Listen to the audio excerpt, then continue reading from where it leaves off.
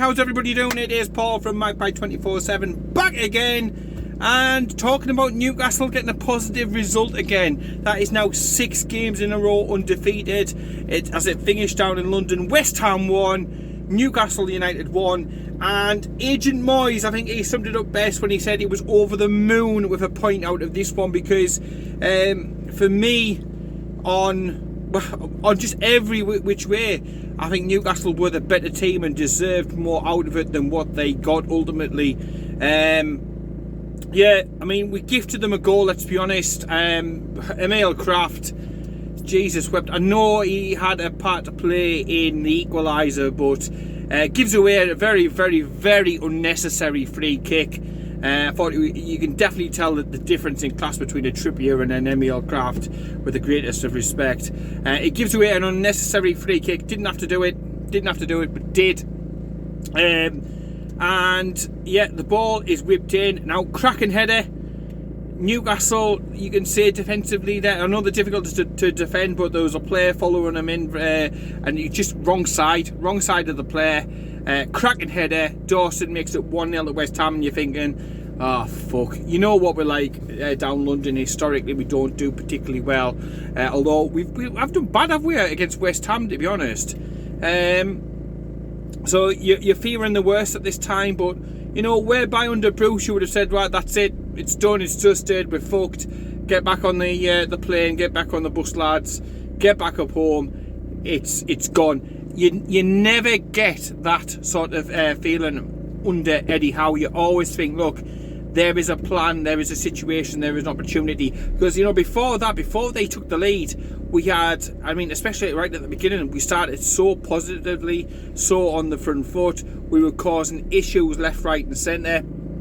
We could have been 1 or 2, maybe even 3-0 up at that point. We could have easily been a couple of goals up at that point. But again, striking issues. I think if Callum Wilson plays, we were already leading at that point when West Ham scored the goal. But you know, yeah, so West Ham take the lead, and you're looking for Newcastle to make a response, a reply, to get back on terms before half time, and that is what they did. Emil Kraft gets down, puts a good cross in. I don't know what happens with Ryan Fraser. He jumps and gets it completely and utterly wrong. The ball goes past him. He misses out. It gets recycled in, and then in the ensuing melee, Joe Willock pushing right forward. Great to see him in the box. Great to see him taking shots. I thought he played fantastically well. He deserved his goal. He got his goal. He outdid Rice. Done him like a kipper. Got a connection to it. The ball didn't hit the net, but it did cross the line. The referee, no doubt at all, pointed straight to the watch. That's a goal. To be honest, Mr. Bastard Magoo at the back of the stands could have seen it was a fucking goal, like. But he points to his fancy watch, and Newcastle get the equaliser. And it was definitely what Newcastle deserved at the end of the day. It really was. You go in, one apiece, a different team talk. And then in the second half, Newcastle had opportunities. West Ham also had their chances, their opportunities. Obviously, them being the home side. But chalk and cheese. If you remember back to the home game at St James's Park, which I certainly do, Newcastle doing well, and then the fitness-wise, we dropped off. But in this game, we looked so much more fitter, organised, determined. Our game plan was more on point. But the fitness was what really stood out to me, because that ground my fucking gears when you're hearing players talking about how because they're not training enough on the pitch, that the fitness was gone. And that is what happened in the reverse fixture at St James's Park. The legs went and West Ham took advantage, but not this time round, not under Eddie Howe, not under the new ownership. Newcastle were fantastic, and we kept running and working. And again, opportunities were there for Newcastle to get a winner. And, you know, Newcastle winning 2-1, 3-1 would not have been an unfair reflection of the match. West Ham happy with a point, despite the fact that they were a team in, 4th or 5th, pushing for a Champions League place. Newcastle, a team at the bottom fighting for their lives. But I'm telling you what, if somebody, a non-football fan, had come and watched that, you would not have known which was which. A fantastic away performance, and it keeps the nice run going. You know, 6, I touched upon before, 6 games now undefeated. We've got Brentford coming up next. If we can beat Brentford, we will go above Brentford, who I mean, a little bit of a free fall at the moment. We can overtake them and still have 2 games in hand on Brentford.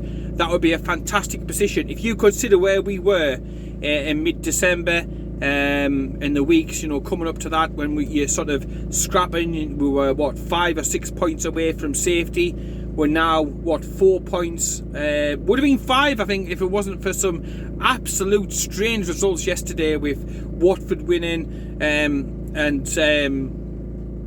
what was the other result yesterday? Oh yeah, Burnley. Burnley also got a very, very surprising 3-0, I think it was, away victory. So 2 strange results down there. But look, at the end of the day, I'm looking at Newcastle and the Newcastle results. We can't rely on anybody, but there is teams above us who are in free fall. Leeds playing at the moment. They're losing as I record this at the moment. Brentford, I touched upon before, are in free fall. You've got Aston Villa, you've got Everton, and little wee arms. Don't mention that. Don't mention that. You might come and try and start on you.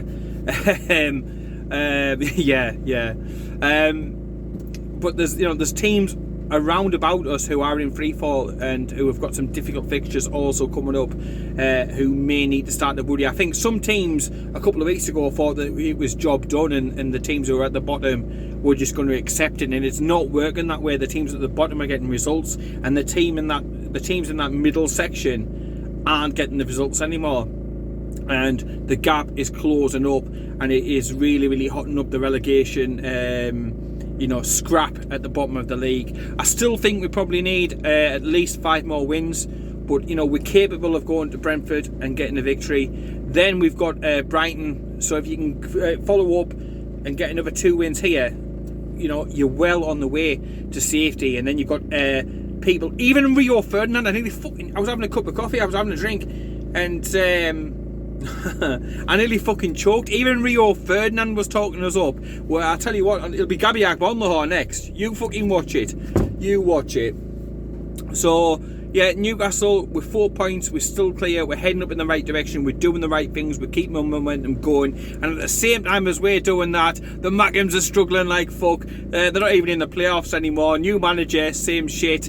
And then you've got Steve Bruce, who still hasn't, I don't think, won a game this fucking season. He lost again, didn't he, against Luton, and obviously all the excuses are starting to come out. It's anybody else's fault but his. One day that lad will have to just admit that he's about as fucking useful as a ventilator, Johnny. You know what I mean? He's fucking useless. Honestly, use wet wipe. He should have stayed retired. £8 million, £9 million, whatever he got off Newcastle should have been more than enough.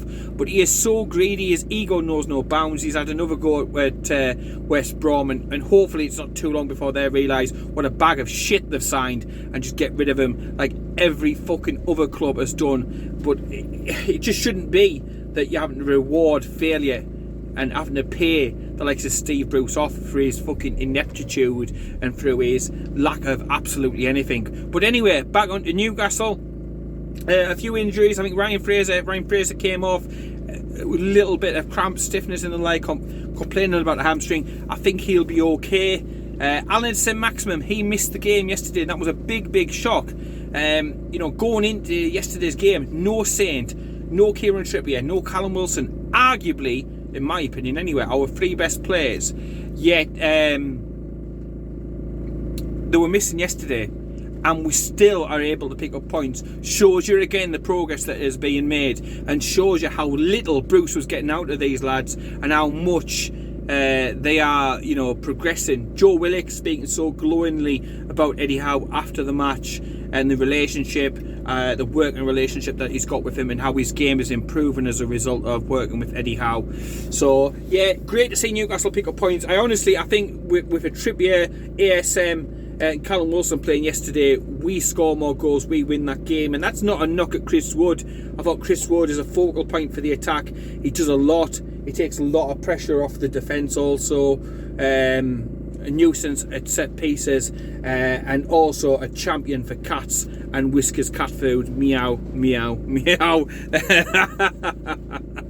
I love a bit of shithousery and shenanigans going on, but to be fair, him doing that yesterday, if it is true, gotta say that, if it is true, apologies about the the rain and stuff like that, but it's shit at the moment, isn't it? He deserves it. He deserves a lot more. Zuma, who was literally, he was hounded from the home fans, hounded by the away fans, and also hounded by Chris Wood during the entire 95 minutes. 5 minutes at the end. I was a bit nervous, I must admit, when it went into stoppage time and stuff, to be honest. But yeah, I mean, second half, you know, Dubravka didn't really have that much to do. It is a shame. It is frustrating because I probably, and it's probably a sign of how far we've come. I'm looking at that and thinking it's 2 points dropped as opposed to one gained. But you know, not too long ago, a month or two back, you'd have snapped somebody's hand off for a point away at the London Stadium, isn't it now? Yeah, it's had that many different fucking names. It's hard to keep up with it, but yeah, it goes to show you how far that we have come in such a short period of time. And the more and more these games go on and the performances get better and the set pieces look more dangerous and the free kicks, I keep getting fired in, the more and more I am more confident and feel more confident that we've got enough in us to survive. I'm not looking at other teams and thinking, oh, you know, you need to lose. I'm looking at us and looking at winning, and I'm looking at picking up points and accumulating points and getting up to as close, if not past, that 40 points mark just as soon as possible. You know, if we keep this up, you know, come mid to maybe late April, we could be safe. We could well be safe if we can keep this up, and the sooner the better for me, because then the exciting times lie ahead. The squad rebuilding, the infrastructure improvements, the corporate additions, the people and the systems that are really going to push us on to, you know, to the next level. It looks like we're raiding Brighton again, aren't we, for another one of their members of staff. This time the head of the academy is potentially coming up, as well as Dan Ashworth. So yeah, we seem to have quite a good record of nicking all the Brighton's players, staff even. So apologies about that, Brighton supporters, but yeah, it's just a great time to be a Newcastle supporter. I've seen some shite, I really have. I've sat through the Souness stuff, I've sat through the so-called sexy football and all that shite. I watched Kenny Dalglish dismantle a team that he should never have dismantled. I've been through some highs and lows, but at the moment, I put a post up today on social media that when Keegan came in and he said, look, we're not going to get relegated, and it's exciting the future, and it's exactly the same sort of thing. It's the same mentality that Eddie Howe and his coaching team have come in with, and I'm just excited. I can't wait for the next match. You know, and at the beginning of the season with Bruce, it was like, oh fuck me, we're playing again. It's going to ruin my day, because it affects your mood. If Newcastle do well, if Newcastle do badly, if it was looking bleak, you know, for the club, it really does. It affects everything. It is so important, and Newcastle again doing well in front of the owners again travelling to watch the team, to support the team, and it really is that feel of being united, and we haven't had that for such a long time. So yeah, and Newcastle still getting linked with players left, right and centre. Quite a few young players getting linked. There's clearly going to be work also done to the academy, isn't there, and the squads. Kel Watts, he's just signed a new deal.